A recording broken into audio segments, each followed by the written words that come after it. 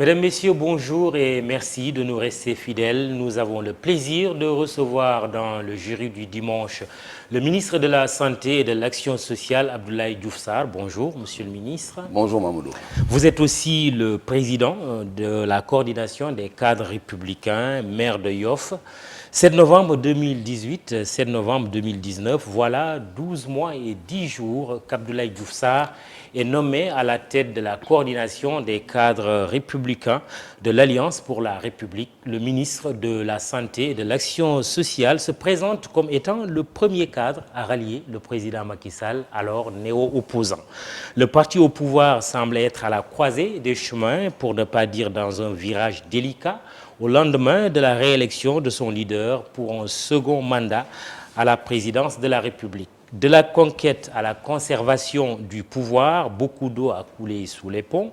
Quels sont les défis et enjeux de la gestion du pays? Quel est l'avenir du Sénégal dans la perspective d'une rentrée ou d'une entrée prochaine dans le cercle restreint des pays producteurs de pétrole et de gaz? Quel avenir pour l'APR? Ce sont là sans doute des sujets de préoccupation pour une structure de cadre qui se veut matière grise pour le parti qui gouverne le Sénégal depuis bientôt 8 ans. Notre invité du jour, je l'ai dit, Abdoulaye Diouf Sarr, patron de la CCR, et justement l'initiateur du panel de haut niveau sur la phase 2 du PSE avec le programme Macky 535, thème de la rencontre, le PSE en marche, quel Sénégal à l'horizon 2035. Le chef de l'État, président de votre parti, est venu assister à votre rencontre. Qu'est-ce qu'on peut retenir de ce conclave APR?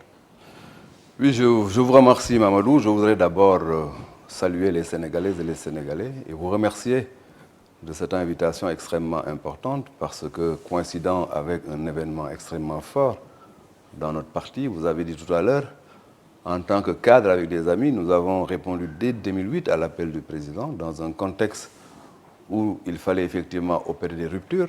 Souvenez-vous, le mot rupture était au centre de notre vocable en termes d'engagement politique. Et depuis, effectivement, on a fait énormément de choses. On a d'abord lancé un processus de mise à niveau, de rectification ou d'ajustement. Ensuite, en 2013, nous avons effectivement transformé, si j'ose m'exprimer ainsi, notre programme de gouvernance, notre programme de combat politique, d'accession au pouvoir, qui était le Yoonu Yokote, en un programme de gouvernance publique appelé le plan Sénégal émergent. Il y a des Sénégalais qui pensent que la rupture n'a pas été au rendez-vous. Bon, le président de votre parti est venu devant vous, cadre. Qu'est-ce qu'il a dit les Sénégalais, effectivement, qui nous regardent, peuvent effectivement noter avec nous que la rupture a été bien au rendez-vous. Pour une simple raison, la phase 1 du plan Sénégal émergent a été une phase où on a véritablement transformé le pays du point de vue économique, du point de vue social, du point de vue de la gouvernance. Et aujourd'hui, le chef de l'État est venu déjà exposer les résultats obtenus dans la première phase du plan Sénégal émergent et se projeter dans le PAP 2, avec bien entendu son code présidentiel, son code qui peut être considéré comme véritablement le code gagnant, le 5-3-5. 5 initiatives, 3 programmes et 5 accès universels. Le chef de l'État est venu aujourd'hui nous donner un véritable cours magistral sur l'impulsion de ce 5-3-5 que les cadres doivent maintenant fondamentalement prendre en charge en termes de vulgarisation pour que dans le Sénégal des profondeurs, qu'on puisse se rendre compte qu'en termes d'accès universel, on attend de l'eau et de l'assainissement partout. En termes d'énergie, d'électricité, on attend une correction définitive de la fracture à ce niveau avec un accès universel.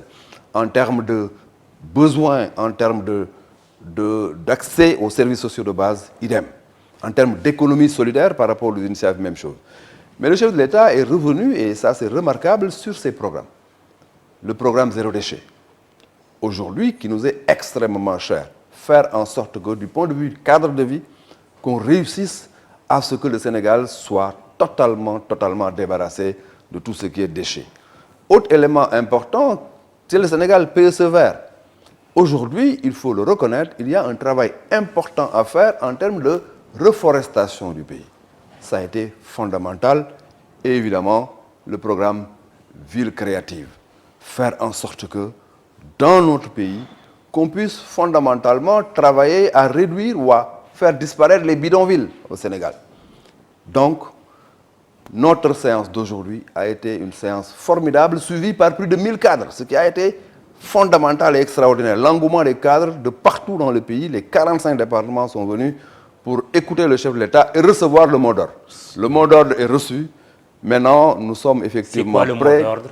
Le mot d'ordre, c'est être proactif, c'est ne plus subir, c'est être dans une offensive de vulgarisation, de sensibilisation, faire en sorte que, dans le Sénégal des profondeurs, qu'on sente les cadres qui sont effectivement, c'est vrai, maîtres de la réflexion stratégique, mais qui doivent être des cadres d'action sur le terrain pour faire en sorte que les Sénégalaises comprennent, les Sénégalaises et les Sénégalais comprennent, adhèrent et s'approprient effectivement le programme 5-3-5.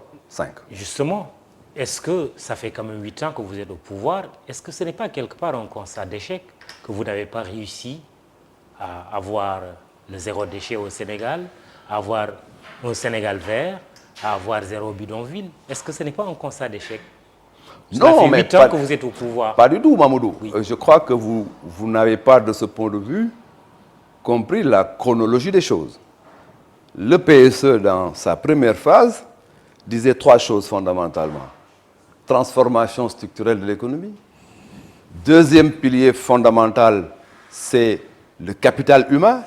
Troisième pilier, c'est tout ce qui est bonne gouvernance. Sur la transformation économique de l'économie, vous reconnaissez comme moi que nous sommes partis d'une croissance de 1,7 pour atteindre une croissance de 7. Donc fondamentalement, du point de vue économique, on a résorbé le gap jusqu'à faire une croissance soutenue dans le temps. Alors que, de manière générale, dans beaucoup de pays, les efforts en termes de croissance obéissent à une fonction sinusoïdale. Alors que nous sommes dans une croissance permanente. Autre élément important dans le PAP 1, c'est fondamentalement le capital humain. La couverture de maladie universelle, les bourses de sécurité familiale, la carte d'égalité des chances, tous les filets sociaux qui nous ont permis de stabiliser fondamentalement les effets négatifs de la croissance. Ce n'est pas une croissance qui exclut les pauvres, mais c'est une croissance qui intègre. Et toute la problématique de la bonne gouvernance, gérer mieux dans la transparence et l'efficacité. Ça, c'était les objectifs du PAP 1, avec l'ensemble des projets maintenant que vous connaissez, en termes de mobilité, etc.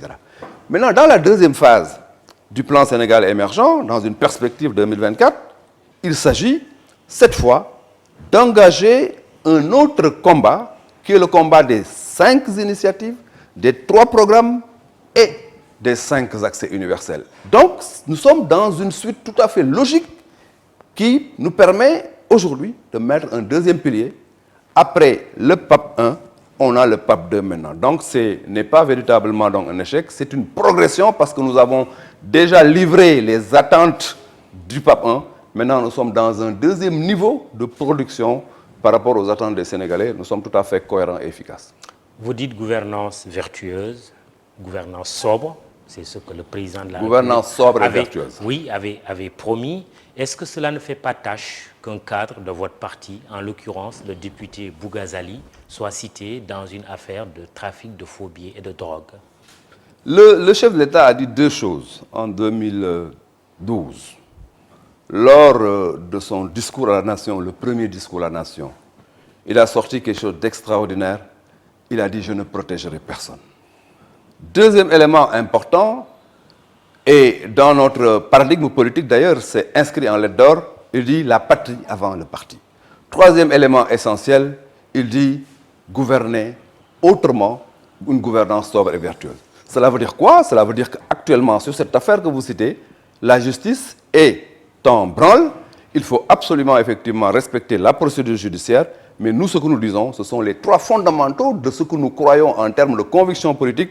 Le chef de l'État ne protège personne. Deuxième élément important, nous devons effectivement gouverner de la manière la plus sobre et la plus vertueuse. Justement, l'exemplarité est attendue des gouvernants. Mais tout à fait, c'est pourquoi je vous dis, la justice doit faire son travail. Et quand la justice fait son travail, nous ne devons pas anticiper le procès et prendre des positions par rapport aux résultats de ce qui est en cours en termes d'enquête.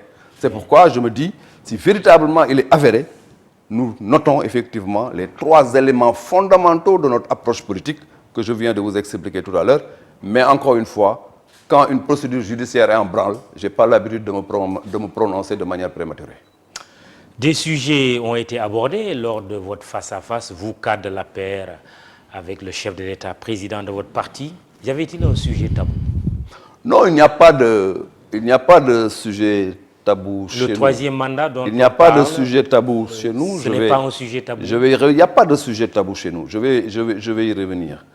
Nous avons effectivement vendu aux Sénégalais, en 2008 déjà, avant notre accession au pouvoir, la philosophie de la rupture.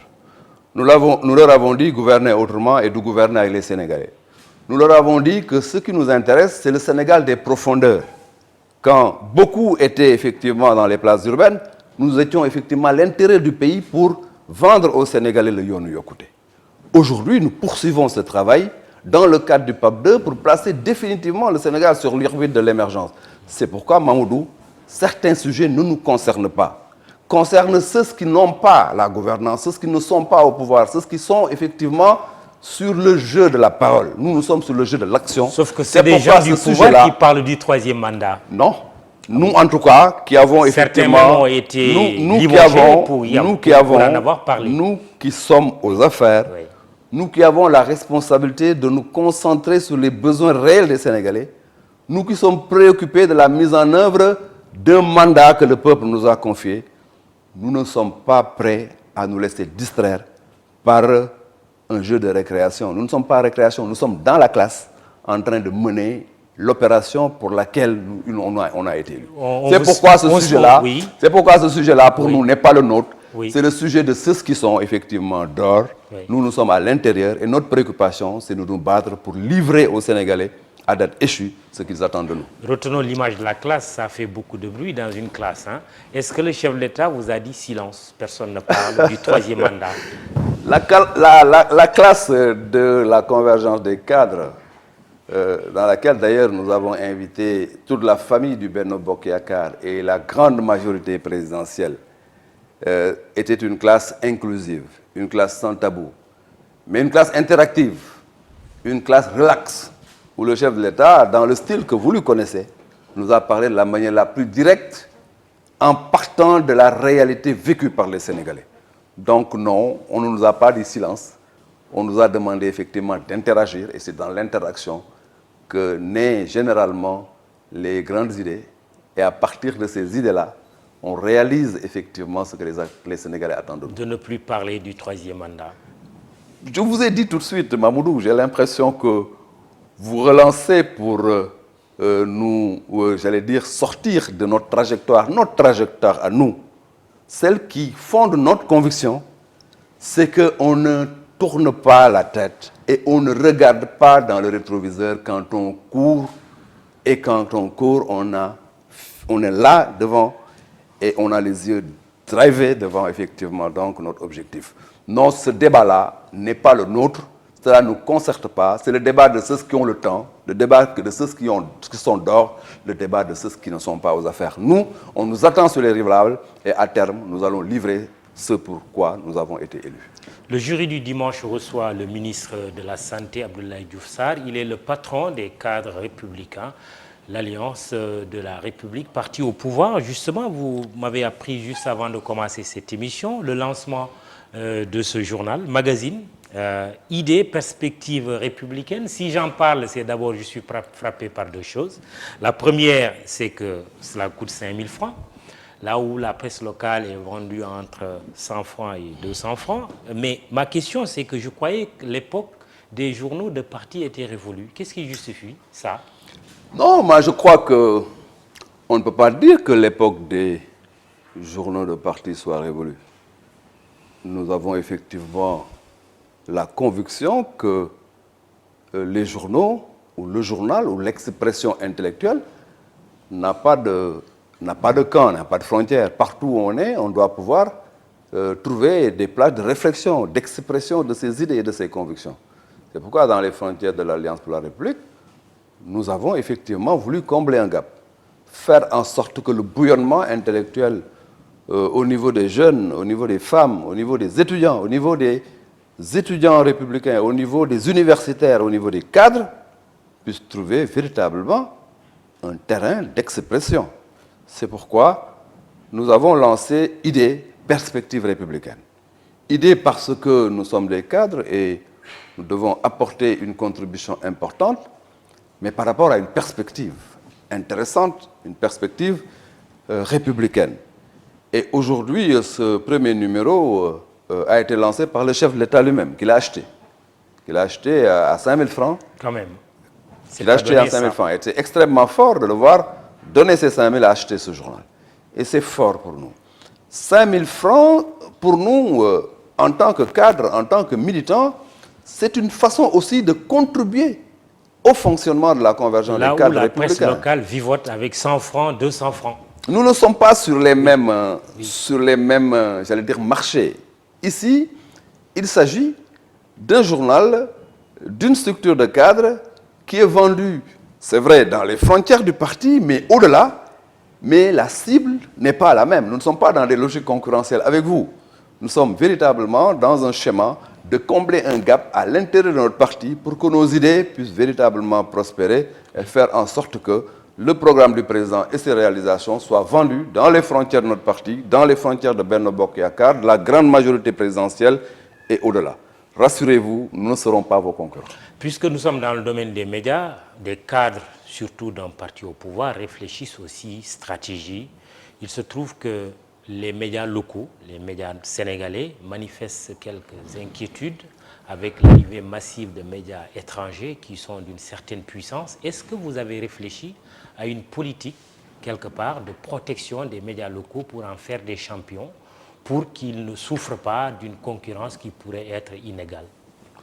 En tout cas, moi, je suis de ceux qui pensent que, malgré le jeu de l'ouverture, de la mondialisation, de l'absence de frontières dans le jeu économique, il y a quand même lieu d'avoir une stratégie locale, une stratégie, j'aime pas le mot protection, hein, mais une stratégie, pas de préférence aussi, j'aime pas cela, mais une stratégie qui consolide et qui développe le tissu économique local.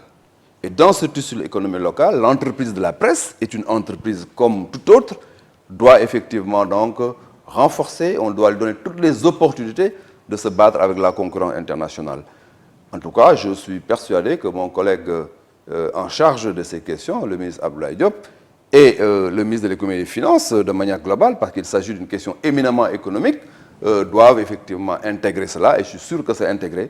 Mais pour revenir à la position du cadre de l'Alliance pour la République que je suis convaincu que dans le jeu de la concurrence internationale, chaque pays doit donner à ses entreprises des opportunités de combat.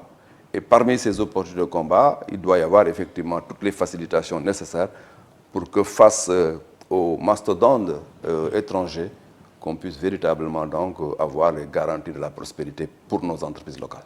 L'émergence commence sûrement par la santé. Vous êtes en charge de ce secteur, ministre de la Santé et de l'Action sociale. Abdoulaye Diouf Sarr, invité du jury du dimanche. La santé au Sénégal, parlons-en. Un grand malade, un convalescent ou plutôt bien portant, que diriez-vous si je vous demandais de boire à la santé des Sénégalais?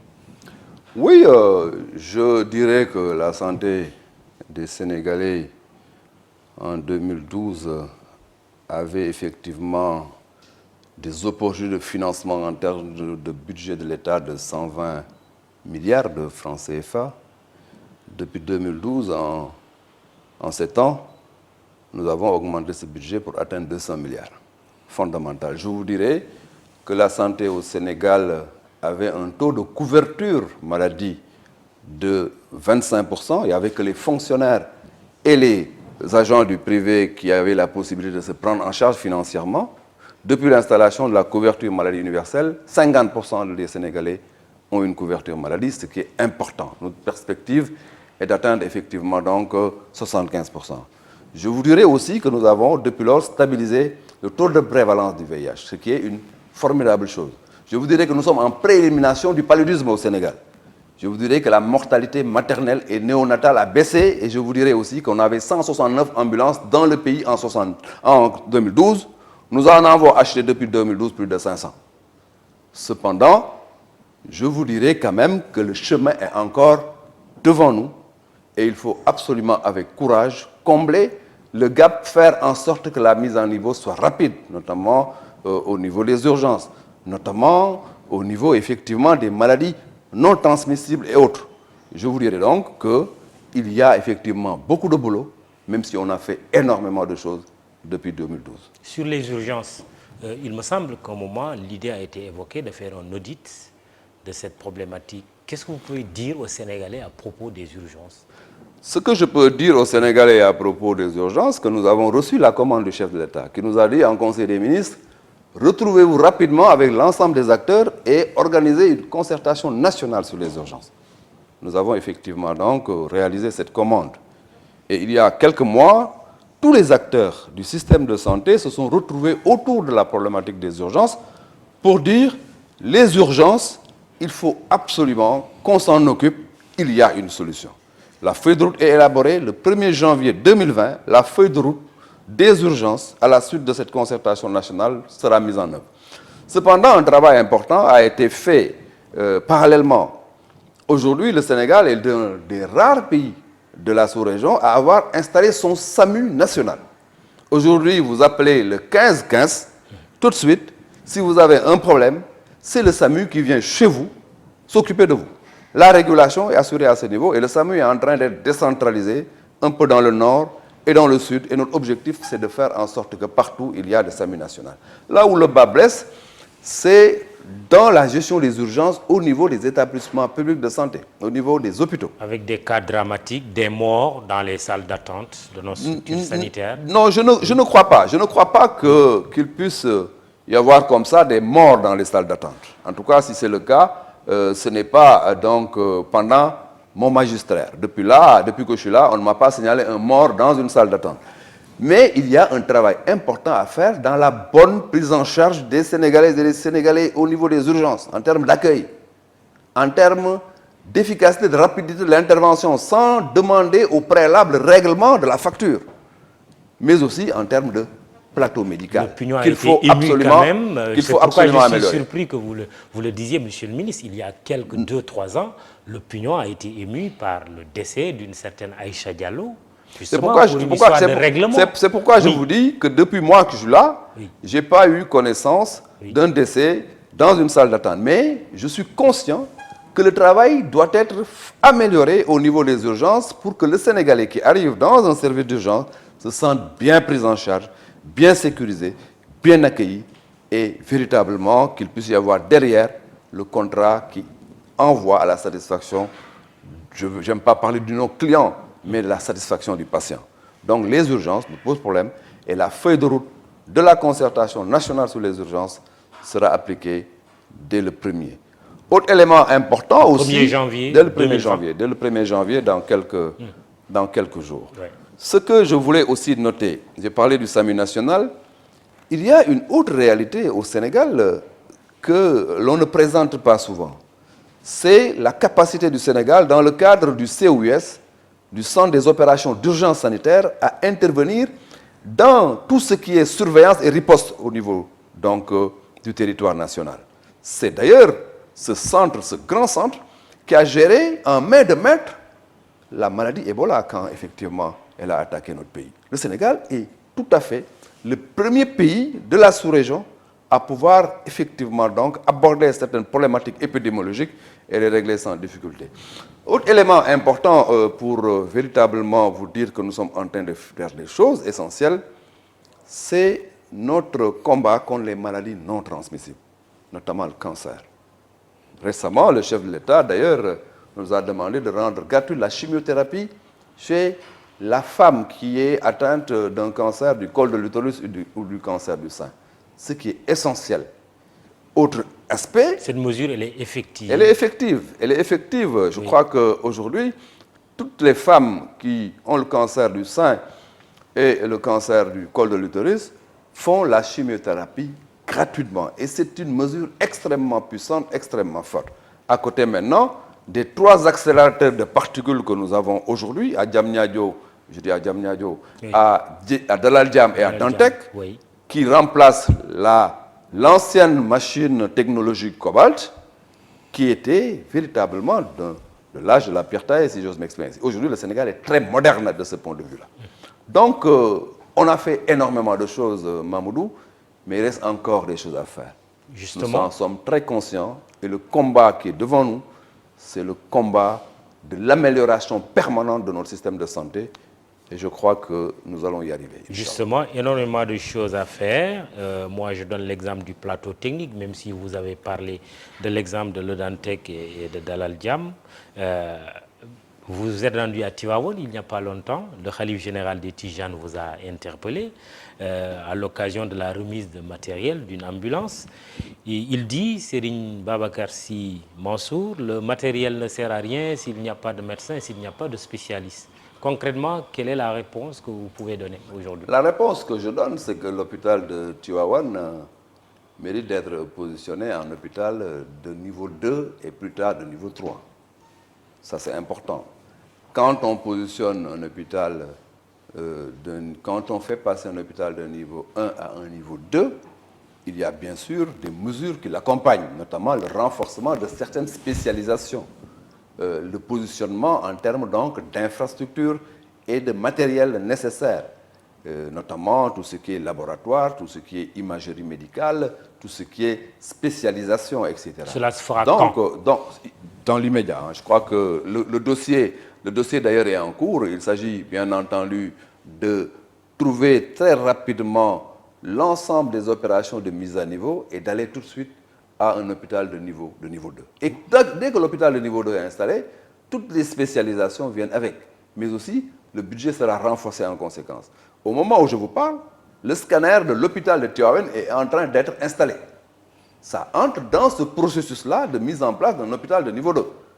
Sans compter maintenant l'ensemble des autres éléments qui accompagnent le processus. Une fois que c'est fait, dans le courant de 2020, l'hôpital sera un hôpital de niveau 2. Mais notre perspective, c'est de doter de Tivaouane d'un hôpital de niveau 3, faire en sorte que véritablement l'ensemble des interventions au plan spécialisation puissent se faire à Tivaouane. Donc nous comprenons parfaitement les préoccupations du khalife général des Tidianes. Comme quoi il est bon que nos khalifes généraux élèvent la voix. Non, ce n'est pas cela. Je crois que le rôle, c'est d'exprimer des besoins. Oui. Notre rôle, c'est d'écouter ces besoins et de leur apporter des solutions.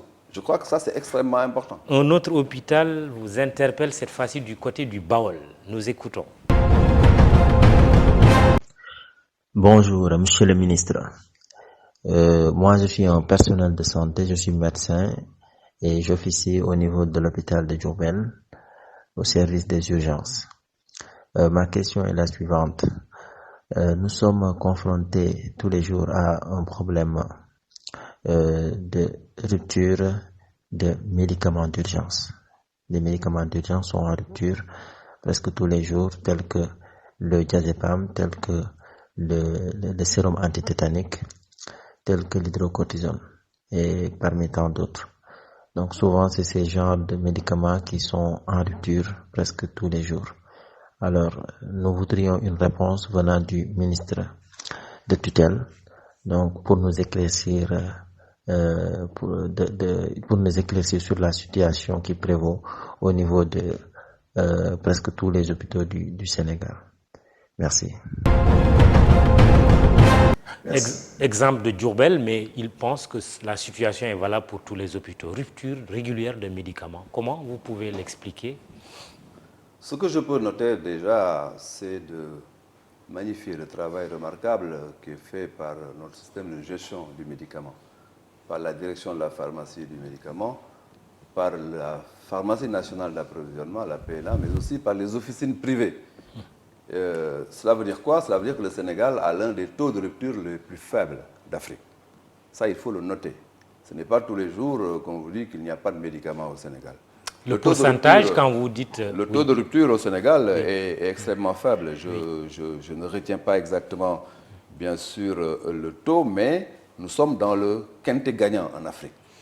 Autrement dit, les 5 premiers pays en termes de gestion de leur rupture, le Sénégal est dedans. Nous avoisinons d'ailleurs les pays du Maghreb de ce point de vue, ce qui est quand même important. Autre aspect, c'est qu'il faut distinguer la gestion des flux de stock au niveau des établissements de santé, au niveau des hôpitaux, et les ruptures de médicaments dans le pays. C'est là où j'interpelle de la manière la plus ferme les directeurs et les responsables qui gèrent les stocks dans les établissements publics de santé. Il est important de faire en sorte que les médicaments qui sont disponibles au niveau de la pharmacie nationale d'approvisionnement, donc qui sont disponibles dans le pays, le soient aussi au niveau des points de prestation de services. Parce que, in fine, l'utilisateur final ne voit que la rupture, alors que quelque part, il y a un dysfonctionnement dans donc, le circuit d'approvisionnement. Il faut peut-être aller jeter un coup d'œil sur ce qui se passe. Mais sur tout place. à fait, cela se fait. Cela se fait, mais Parce comme que je vous dis, semblez étonné par cette rupture. Pas du tout. Oui. Ces questions, c'est des questions adressées tous les jours. Dans la réunion de coordination que je préside tous les mardis, il y a tous les jours, je parle effectivement sous le contrôle de l'ensemble de mon staff, tous les mardis, il y a un point qu'on a systématiquement, c'est la situation des stocks de médicaments dans le pays. Ce point-là est un point qui revient toujours, comme la question de l'agriculture revient toujours en Conseil des ministres. C'est donc vous dire que c'est une question qui me tient à cœur et qui est extrêmement importante. Ces questions sont toujours abordées. Sur le vaccin antitétanique, il est important de noter deux choses différentes. Le vaccin antitétanique est différent du sérum antitétanique. Le vaccin entre dans le PEV et dès qu'un enfant arrive au monde, dans le cadre du programme élargi de vaccination, il est utilisé effectivement le vaccin antitétanique. Le sérum antitétanique est utilisé en cas d'accident, etc., dans le cadre d'une intervention d'urgence. Et la firme qui donc fabrique ce vaccin, qui est Sanofi, nous a dit que, bon, écoute, elle ne fabrique plus le vaccin, le sérum antitétanique, je m'excuse, pas le vaccin. Mais le vaccin est bien disponible au Sénégal en quantité normale. Il ne faut pas effectivement donc affoler les femmes dans le cadre de la prise en charge de vaccination des enfants. Il ne s'agit pas du vaccin antitétanique. Mais le sérum, on a des difficultés parce que le fabricant a arrêté de le fabriquer et nous sommes en train, très rapidement, de corriger cela. Et ça a été fait d'ailleurs. Aujourd'hui, le Sénégal a reçu plus de 20 000 doses pour approvisionner les officines en matière de sérum antitétanique. Mais il y a eu un moment, c'est pourquoi d'ailleurs je trouve que cette interpellation peut-être prend en charge une question qu'on a vécue ces derniers temps. Il y a eu un moment où on avait ce problème-là, mais le gap a été comblé. Depuis un certain temps, les officines disposent du sérum antitétanique et malgré le fait que Sanofi effectivement ne fabrique plus ce sérum, nous avons trouvé d'autres pistes pour donc permettre à ce que notre système de santé dispose de ce sérum. Est-ce que cette rupture récurrente de médicaments n'a pas un lien avec la dette hospitalière? Non, qui est de combien aujourd'hui d'ailleurs? Il y a quelques années, on parlait déjà de 15 milliards. Aujourd'hui, cette dette est de combien déjà? Je ne le pense pas. La rupture de médicaments, en tout cas s'il y a lieu, n'est pas liée du tout à la dette hospitalière. La dette hospitalière, oui. La PNA est chargée dans le cadre de sa stratégie de mettre le médicament essentiel disponible. Les officines privées, sur un autre registre aussi, sont chargées d'approvisionner le marché en médicaments. Il n'y a pas de problème à ce niveau-là. La dette hospitalière, parlons-en, est une situation que nous avons connue, qui était due à un dysfonctionnement important au niveau de la couverture maladie universelle. En arrivant au pouvoir, elle était de 15 milliards. Elle est de combien aujourd'hui? La dette hospitalière aujourd'hui est nettement inférieure à 8 milliards. Je vais vous dire pourquoi. Parce qu'en tant que vous l'avez réduite de moitié. En tant que ministre de la Santé et de l'Action sociale, la couverture maladie universelle dépendait de moi. Depuis le nouveau gouvernement, la couverture maladie universelle a migré pour dissocier l'offre de la demande. Et au moment où moi j'avais cette couverture maladie universelle, j'avais réussi à faire tendre cette dette-là vers 10 millions, vers 9 millions. Et depuis, 9 milliards, je m'excuse, 9 milliards, 10 milliards, 9 milliards. Et depuis, un travail important de résolution a été fait. D'ailleurs, si vous remarquez bien, depuis un certain temps, on en parle, mais on n'en parle pas de manière conflictuelle parce que les acteurs, au niveau des structures de santé, sentent que l'État est en train de faire un effort important pour la résolution. Donc on en parle dans une négociation pour la résolution, mais on n'en parle plus de la manière conflictuelle comme en son temps. L'opinion est de plus en plus émue, pour ne pas dire choquée, parce que dans certaines situations, c'est même choqué, qu'il faut dire, par les évacuations sanitaires à l'étranger, en se disant le fait que qu'on soit toujours obligé, surtout nos autorités, de les évacuer à l'étranger et quelque part une façon de dire que notre système de santé n'est pas bon. Qu'est-ce qui justifie ces évacuations sanitaires qui coûtent énormément d'argent? Je ne pense pas qu'il faille, de la manière active et très facile, critiquer le système de santé en disant que ce n'est pas un bon système de santé. Nous avons les meilleurs médecins et les meilleurs professeurs d'Afrique. L'Université de Dakar est véritablement l'une des meilleures en médecine. Nous avons ici en Afrique, et je le dis de la manière la plus assumée, l'un des meilleurs systèmes de santé. Pourquoi un ministre en termes de résilience. Pourquoi un ministre qui a mal aux pieds a besoin d'aller à l'étranger pour se soigner? Je termine mon raisonnement à ce niveau-là. Oui. Donc, je ne pense pas que cette critique facile contre notre système de santé puisse passer. Nous avons un excellent système de santé. Nous avons en moyenne annuelle, sans évacuation sanitaire, en moyenne annuelle. Nous avons effectivement plus de 10 000 interventions tous les jours de Sénégalaises et de Sénégalais satisfaits qui sortent de nos hôpitaux guéris. Faites le rapport entre cette partie peut-être assez visible de l'iceberg et ce fonds très important de Sénégalais qui guérissent par l'intervention de notre système de santé. Une évacuation sanitaire qui coûte à peu près 5 millions de francs CFA. Ce n'est pas une question de nombre, non, mais il y a l'argent que cela coûte. C'est pourquoi je vous dis, attendez que je termine mon raisonnement. Je vous dis que du point de vue intervention et du point de vue efficacité de notre système de santé, on ne peut pas dire parce qu'il y a intervention ou évacuation à l'étranger que notre système de santé n'est pas bon. Je vous dis, oui, notre système de santé est très bon. Nous avons d'excellents médecins, nous avons d'excellents professeurs, nous avons une excellente faculté de médecine, nous avons de bons hôpitaux. Cependant, il y a de temps en temps des situations qui méritent à ce qu'il y ait des interventions à l'étranger. Il y a des Américains qui viennent se soigner en France. Il y a des Français qui vont se soigner aux États-Unis. Oui. Donc, quand il y a une situation qui exige un plateau médical qui n'existe pas chez nous, la sagesse voudrait qu'on intervienne à l'étranger, tout en ayant effectivement comme perspective de combler ce gap, ce que nous sommes en train de faire. Oui. Imaginez-vous, en 2012, dans toute l'étendue du Sénégal, il y avait 4 centres de dialyse pour traiter effectivement l'insuffisance rénale. Aujourd'hui, on en a 29 partout dans le Sénégal, alors qu'il n'y avait qu'à Dakar. Souvenez-vous, il n'y avait pas, en termes d'angiographie pour l'intervention dans les maladies cardiaques, il n'y avait pas effectivement donc, de plateau efficace, sauf à Dantec. Aujourd'hui, vous allez à l'hôpital Idrissa Pouye, ex-CTO, vous avez tout ce qu'il faut de dernière génération pour intervenir dans la pathologie cardiaque. Le centre Cuémon ici, dans la pédiatrie cardiaque, est en train de faire un travail remarquable, peut-être non connu par les Sénégalaises et les Sénégalais. Donc, je ne refuse qu'on puisse effectivement jeter comme cela donc, notre système oui. Je ne crois pas. Mais monsieur le ministre, je crois qu'il y a des choses qui sont en train de se faire. Oui. Il y a des choses qui restent à faire. Oui. Nous sommes en train véritablement de faire le travail pour combler le gap en matière de cancer. Dans le mois prochain, nous allons poser la première pierre du Centre national d'oncologie qui va prendre en charge le cancer de A à Z. Ça, c'est un travail pour combler le gap dans le futur. Donc, les évacuations sanitaires, nous les gérons, mais ce n'est pas du tout normal qu'on puisse dire que notre système de santé n'est pas bon parce qu'il y a des évacuations sanitaires. On a entendu votre plaidoyer, pour ne pas dire votre plaidoirie même, mais c'est vrai, les chiffres ne sont pas assez précis sur les évacuations. Tantôt on dit en moyenne, en moyenne, on dit c'est 5 millions, une évacuation sanitaire en France coûterait 5 millions de francs CFA.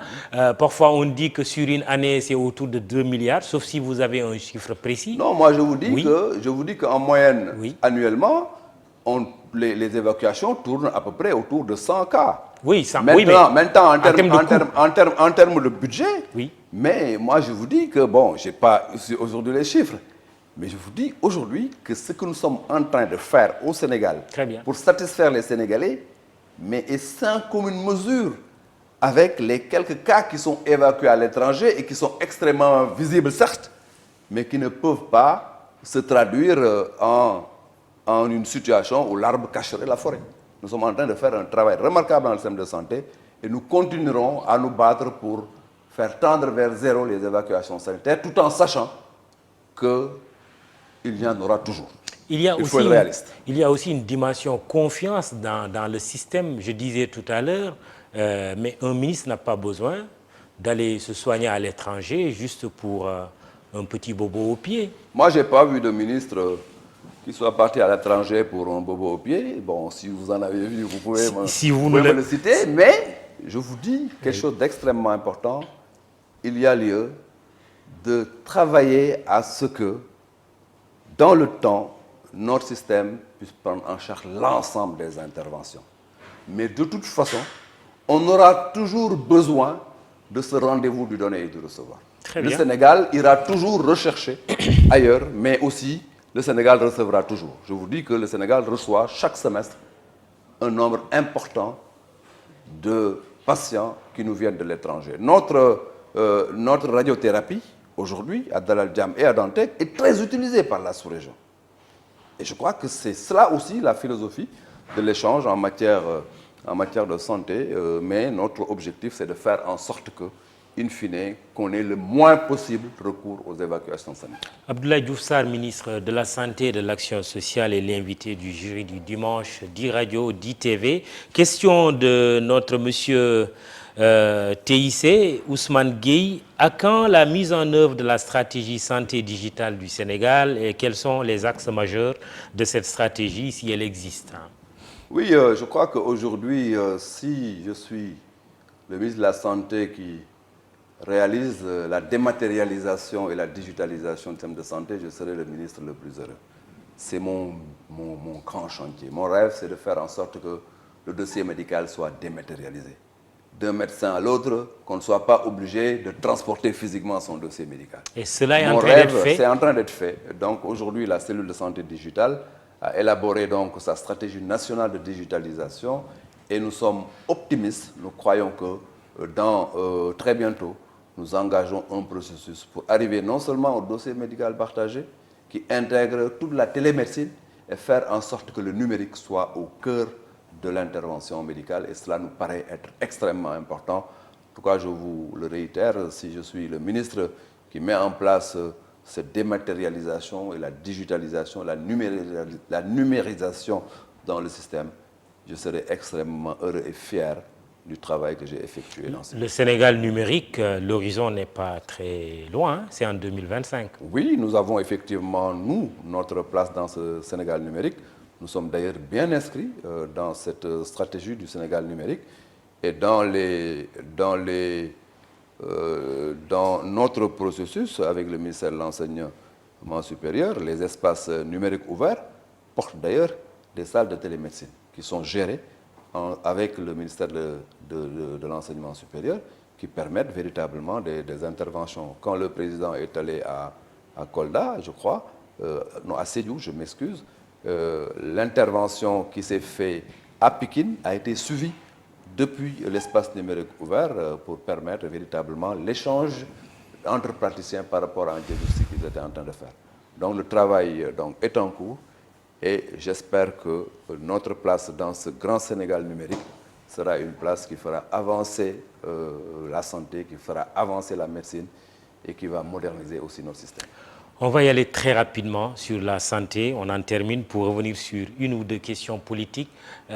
Les évacuations dans nos frontières, cette fois-ci à l'intérieur des frontières sénégalaises, par la voie d'ambulance, parfois aussi des charrettes servent dans le monde rural à évacuer des malades. Et notre objectif, c'est de faire disparaître ce fléau. Est-ce que dans cette situation, on peut se permettre de rêver d'avoir des hélicoptères médicalisés? Mais ce n'est pas de choses antinomiques. Hein. Ce n'est pas de choses antinomiques. Des évacuations par charrette? Notre objectif, c'est de faire en sorte que partout au Sénégal, qu'on puisse placer des ambulances pour les évacuations. Je vous ai rappelé tout à l'heure qu'il y en avait moins de 200 en 2012. Depuis qu'on est arrivé, nous en avons acheté plus de 500. Donc le travail se poursuit et nous voulons faire en sorte que le système d'évacuation au Sénégal soit pris en charge de la manière la plus professionnelle.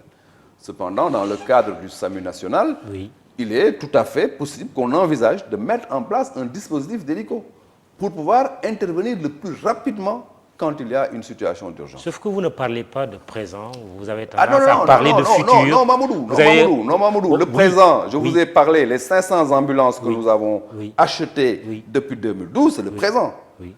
C'est le présent, c'est fondamental. Oui, Le au moment où SAMU, vous parlez, le dans SAMU un national. village du Sénégal, Non, non. des femmes en couche sont évacuées par mais- charrette, par exemple. Mais Mamoudou, moi je vous dis que Oui. nous avons, nous, hérité d'une situation et nous sommes dans la mise à niveau.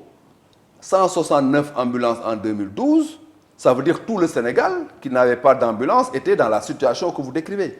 Depuis plus de 500 ambulances achetées dans une période de 7 ans, un travail remarquable pour combler le gap a été fait.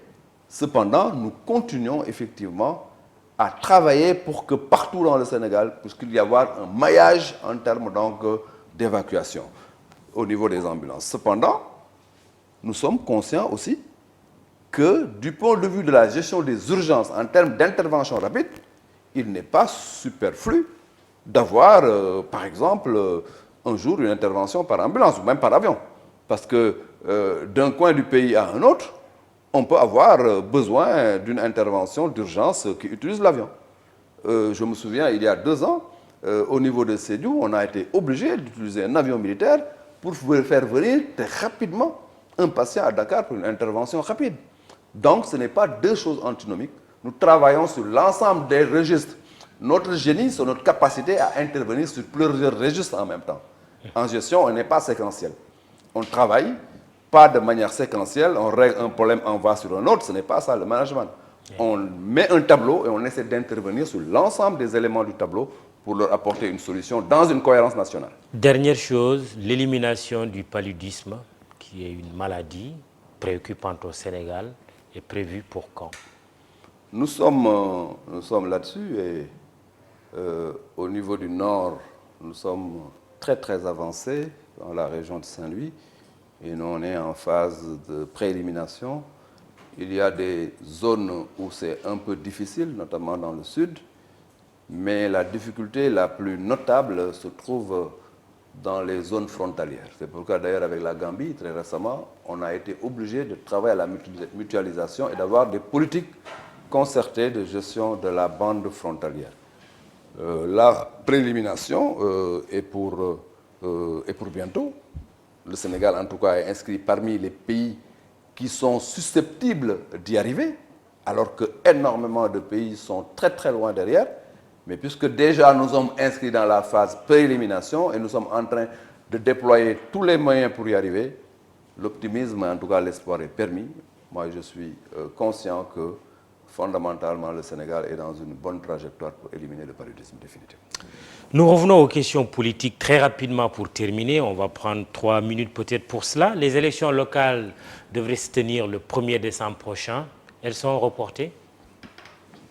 Ouais, Quelle est la position des cadres de l'APR? Notre position, c'est que le Sénégal a engagé quelque chose d'extrêmement important, qu'il faut magnifier, un processus de dialogue national.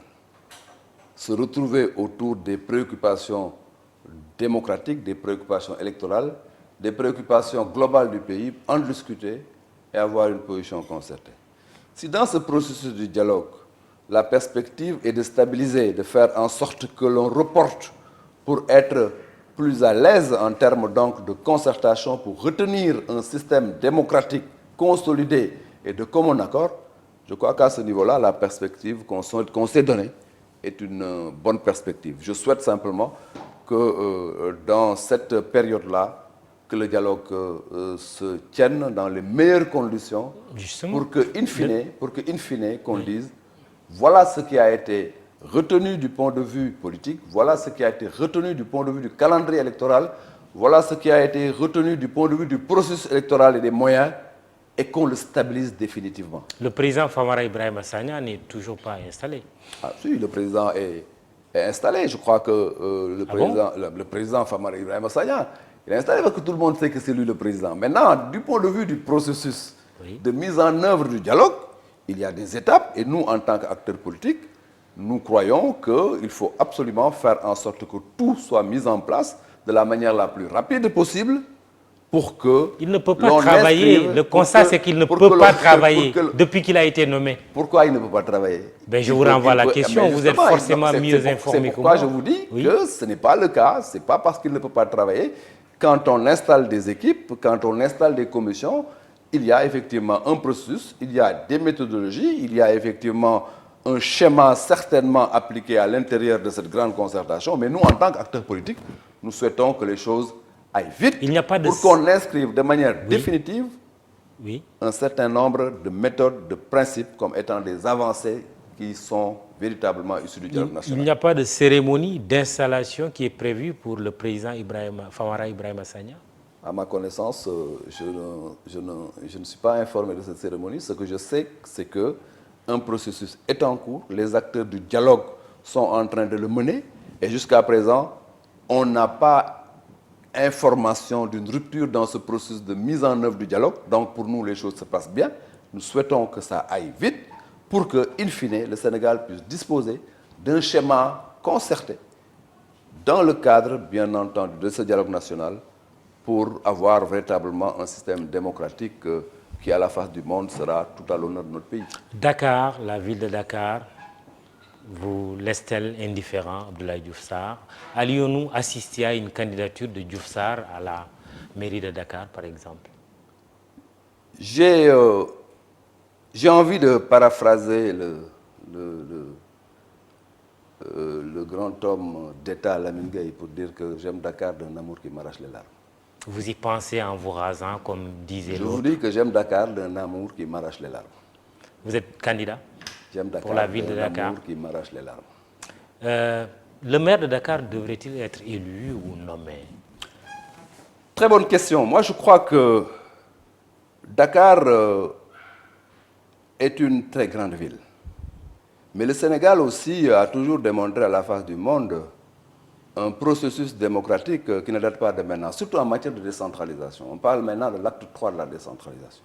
L'acte 1, 73 avec les communautés rurales, l'acte 2 avec la régionalisation, l'acte 3 avec la communalisation intégrale. D'un acte à un autre, on a vu effectivement le développement d'un processus démocratique. Ce qui veut dire quoi? Ce qui veut dire qu'il faut toujours tenir compte du fait que les avancées ont été toujours des avancées en faveur de la prise en charge démocratique des préoccupations. Résumez votre pensée sur la question. Ce que je veux dire, il ne faut pas reculer. Il ne faut pas reculer sur les principes de la démocratie locale. Cela veut dire que certainement ce débat-là est un débat intellectualiste. On sait que dans certains pays, on a cette situation-là. Mais si vous voulez mon point de vue, moi, en tant qu'Abdoulaye Diouf Sarr, je crois que c'est un recul démocratique que d'arracher le suffrage aux populations pour leur imposer, d'une manière ou d'une autre, une gouvernance qui soit une gouvernance administrative. Favorable au suffrage universel direct? Mais tout à fait. Je suis un fervent croyant, un fervent défenseur de la démocratie à la base. Oui. Et je suis de ceux qui pensent que le meilleur système, c'est le système tiré par la démocratie à la base. Il ne faut pas effectivement revenir en arrière. Dernière chose, et j'en termine, les auditions devant le doyen des juges sur l'affaire dite le scandale présumé de 10 milliards de dollars à la suite d'une révélation de nos confrères de la BBC. Pour l'opposition, notamment l'ancien Premier ministre Abdoul Mbaye, Mamadou Lamine Diallo, la procédure utilisée ne permettrait pas de faire jaillir la lumière puisqu'ils sont constitués en partie civile pour déposer une plainte. Et on a noté aussi le refus d'un ancien Premier ministre, Souleymane Ndéné Ndiaye, devenu votre allié, de répondre à la convocation du juge d'instruction. Votre avis sur ces auditions devant le doyen des juges? Je n'ai pas d'avis fondamentalement là-dessus. J'observe en démocrate respectueux de la séparation des pouvoirs, respectueux du jeu judiciaire. Généralement, quand une question est pendante au plan judiciaire, je ne suis pas de ceux qui sont habitués à en parler. Donc, nous attendons et nous souhaitons que la lumière soit faite. Un ancien Premier ministre, Abdoul Mbaye en l'occurrence, qui répond à la convocation du juge, un autre ancien Premier ministre, Souleymane Ndéné Ndiaye, qui refuse. Votre commentaire? C'est deux expressions de liberté et de responsabilité différentes. C'est votre allié? C'est mon avis. Souleymane Ndéné Ndiaye est quand même votre allié. Ce n'est pas une question d'allié. C'est deux positions Très bien. qui, chacune, repose sur une conviction individuelle que je respecte.